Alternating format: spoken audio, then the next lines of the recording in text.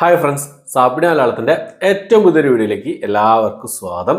ഇന്നത്തെ വീഡിയോ ഒരു മലയാള സിനിമ നിങ്ങൾക്ക് പരിചയപ്പെടുത്താൻ വേണ്ടിയിട്ടാണ്. ഒരു ക്രൈം ഡ്രാമ ത്രില്ലർ വിഭാഗത്തിൽപ്പെടുന്ന സിനിമയാണ്. കഴിഞ്ഞ ദിവസം OTT റിലീസ് ചെയ്ത സിനിമയായിരുന്നു. തിയേറ്ററിൽ റിലീസ് ചെയ്ത് പരാജയപ്പെട്ട ഒരു സിനിമ കൂടിയായിരുന്നു. പക്ഷേ OTT റിലീസ് ചെയ്തപ്പോൾ എല്ലാവരും നല്ല അഭിപ്രായങ്ങൾ പറഞ്ഞ സിനിമയായിരുന്നു. ഒരു ക്രൈം ഡ്രാമ ത്രില്ലർ വിഭാഗത്തിൽപ്പെടുന്ന സിനിമ. കലാഭവൻ ഷാജോൺ പ്രധാന വേഷം കൈകാര്യം ചെയ്യുക, CID രാമചന്ദ്രൻ റിട്ടയർഡ് SI എന്ന് പറഞ്ഞ സിനിമയാണ്. ഒരു നല്ലൊരു ഇൻവെസ്റ്റിഗേഷൻ സ്റ്റോറിയാണ്, നല്ലൊരു ഇൻവെസ്റ്റിഗേഷൻ ക്രൈം ഡ്രാമ ത്രില്ലർ വിഭാഗത്തിൽപ്പെടുന്ന ഒരു സിനിമയാണ്. പിന്നെ CID രാമചന്ദ്രൻ റിട്ടയർഡ് SI എന്ന് പറയുന്ന ഒരു സിനിമ. കലാഭവൻ ഷാജോന്റെ ആ ഒരു എന്താ പറയുക ആക്ടിങ് തന്നെയാണ്, ഒരു പെർഫോമൻസ് തന്നെയായിരുന്നു സിനിമയുടെ പ്രത്യേകത എന്നുള്ളത്.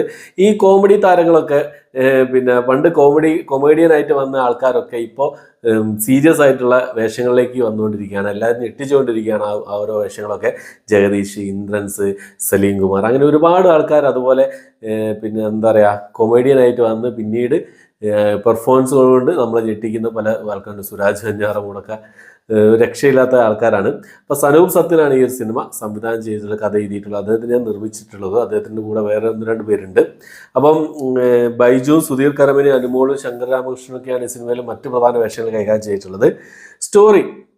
എന്താണ് സ്റ്റോറി വെച്ചാൽ, നമ്മുടെ നായകൻ കലാഭവൻ ഷാജോൺ രാമചന്ദ്രൻ SI റിട്ടയർഡ് ആകുന്നതാണ് ഫസ്റ്റ് തന്നെ കാണിക്കുന്നത്. അദ്ദേഹത്തിന് റിട്ടയർമെൻറ്റ് ഡേ ആണ് ഫസ്റ്റ് തന്നെ കാണിക്കുന്നത്. അതിനുശേഷം അദ്ദേഹത്തിന് 33 വർഷത്തെ സർവീസിന് ശേഷം അദ്ദേഹത്തിന് ഒരു എന്താ പറയുക എങ്ങനെ സമയം തള്ളി നിൽക്കുക, ആ ഒരു പോലീസ് ആ കാക്കി യൂണിഫോമിനോട് അത്രയും ഒരു ഇഷ്ടമായിരിക്കും അദ്ദേഹത്തിന്. ആ ഒരു പിന്നെ എന്താ പറയുക കുറേ ആ കേസും കാര്യങ്ങളൊക്കെ ആയിട്ട് ഇങ്ങനെ ഇൻവോൾവ് ആയി നിൽക്കുന്ന ജീവിതത്തിൽ നിന്ന് പെട്ടെന്ന് ഒറ്റപ്പെട്ടതുപോലെ ഒരു ഫീൽ അദ്ദേഹത്തിന് ഉണ്ടാവുകയാണ്.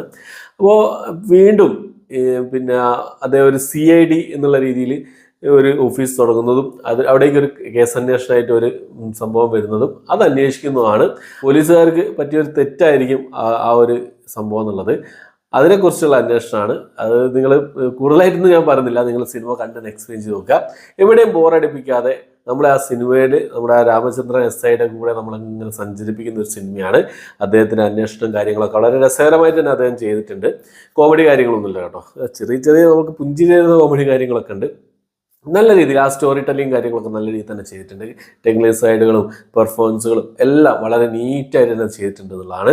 ശരിക്കും പറയുകയാണെങ്കിൽ ഇതേ കഥാപാത്രത്തെ വെച്ചിട്ട് ഇനിയും സിനിമകൾ അവർക്ക് എടുക്കാം. പക്ഷേ സിനിമ തിയേറ്ററിൽ പരാജയപ്പെട്ടതുകൊണ്ട് ഇനി അതിന് മുതിരുമോ എന്നുള്ള അറിയില്ല. പക്ഷേ സീരീസുകളൊക്കെ മലയാളത്തിൽ ഇതുപോലുള്ള ഇൻവെസ്റ്റിഗേഷൻ സീരീസുകളൊക്കെ ഈ ഒരു കഥാപാത്രത്തെ വെച്ചിട്ട് നമുക്ക് നിർമ്മിക്കാവുന്നതേ ഉള്ളൂ എന്നുള്ളതാണ് എൻ്റെ ഒരു പേഴ്സണൽ ഒപ്പീനിയനാണ്.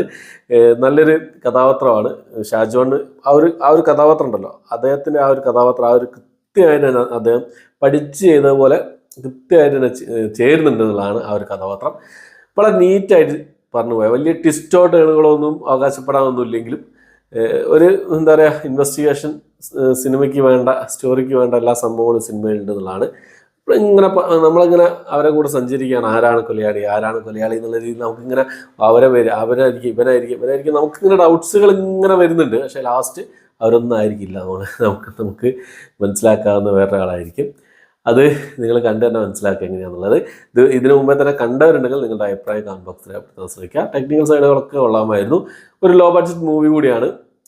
അതിൻ്റെ പോരായ്മകൾ എവിടെ ഉണ്ടോ എന്ന് ചോദിച്ചാൽ വലിയ പോരായ്മകളൊന്നും എനിക്ക് തോന്നിയില്ല. തിയേറ്ററിൽ എനിക്ക് മിസ്സായി പോയ സിനിമ കൂടിയായിരുന്നു ഈ സിനിമ. എന്തായാലും കണ്ടു നോക്കാവുന്ന സിനിമയാണ്.